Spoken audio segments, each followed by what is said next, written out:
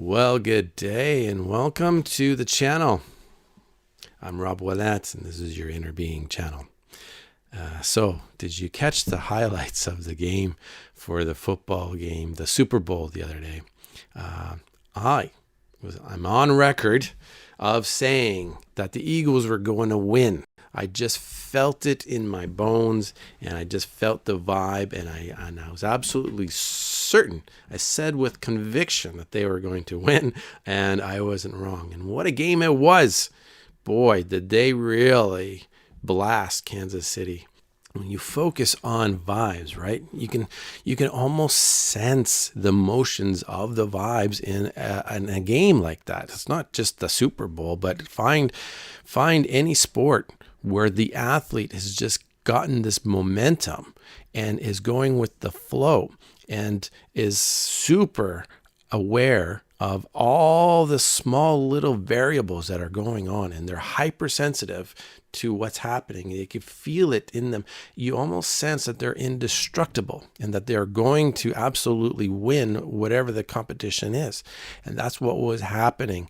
You just felt the strength of the Eagles that night, and there was this glow on the team, and you can feel it, and everybody can feel it. And when that strength, when that energy just flowing, and it just kind of just took down whatever positive was happening for the Kansas City team. When you are the loser, it almost tears you apart when you have invested so much.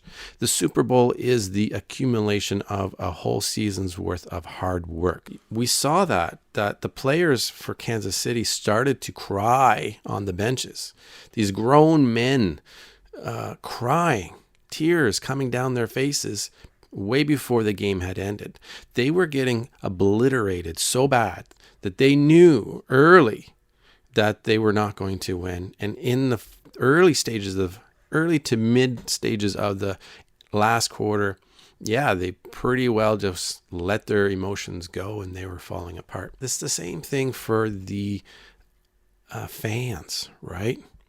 It's so easy for the fans to, of the winning team to say, yeah, rock on, and then look at the losers and start, kicking them when they're down and, giving them the finger, saying bad things, and just letting them know how much of a loser they are. And that's just a reflection of society in general, which is something that I'm trying to point out and have people be mindful to not be that way.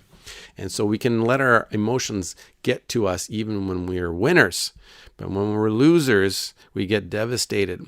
And I think in a moment of competition like that, it's absolutely normal to feel devastated. And that's okay, right? It's okay to feel low. And in a world where we need balance, that's part of the balance, guys, is to allow yourself to be a loser, to allow yourself to feel devastated, to be okay with being down for a little while. But it's important to gain control of that.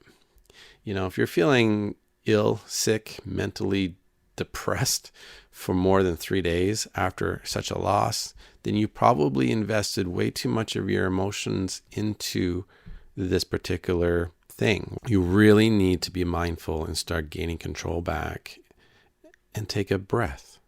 Take a deep breath and start focusing on what really matters. So there's 5 things in life where we need to keep this balance intact. And when we put too much energy into one thing, other things tend to fall. A super fan is probably putting too much energy into that and not enough energy into their work, their finances, their family or relationships, and their responsibilities. Things are going to fall down. So the other interesting thing about the game is that a lot of people tune in so that they can see the commercials, because the commercials are usually fun. They're funny. They're entertaining. I was surprised to see the amount of commercials that were trying to deal with Americans and their view of hope. They're trying to build on their strengths and to have this discussion of people fighting, the conflict itself.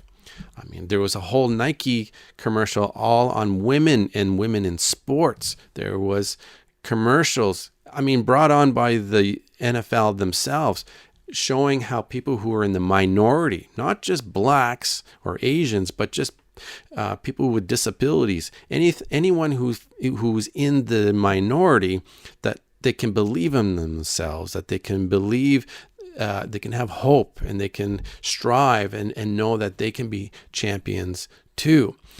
There was even a commercial between Tom Brady and Snoop Dogg, who were arguing with each other, and they were it was about the fact that they need to stop arguing, that the world needs to stop arguing, and it's just too bad that we've reached a point in our society where we even have to mention that. It's almost like a slap in the face to America, saying, hey, wake up, stop fighting.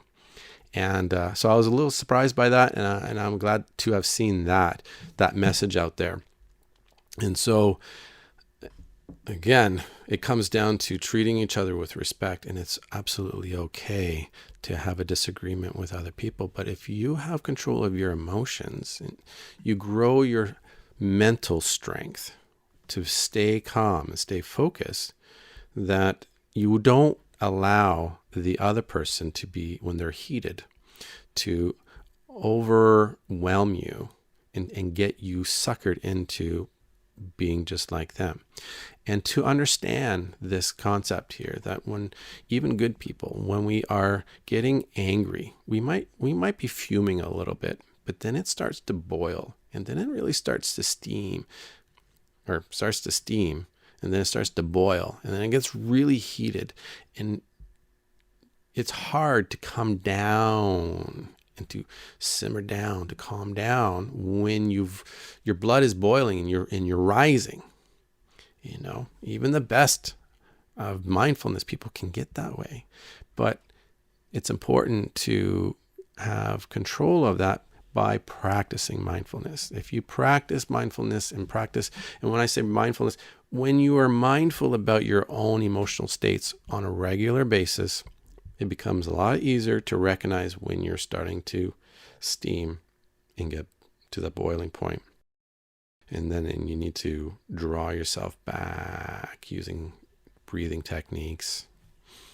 It just begins with a breathing technique. Let that blood flow from your brain. It's biological, man. It's nothing hocus pocus or spooky about it. You take a deep breath, get some oxygen in your brain, and allow that blood that's just stuck in your brain, in your head, to just flow back down to the rest of your body. In fact, maybe even eating something or taking a drink, and that's what it does. When you eat, all the blood starts to flow to your stomach and organs to process all that. So the head gets red. Even in cartoons, you see when someone's angry that the face turns red, and it's because the blood is there, and we need to relax. So maintaining your mental strength,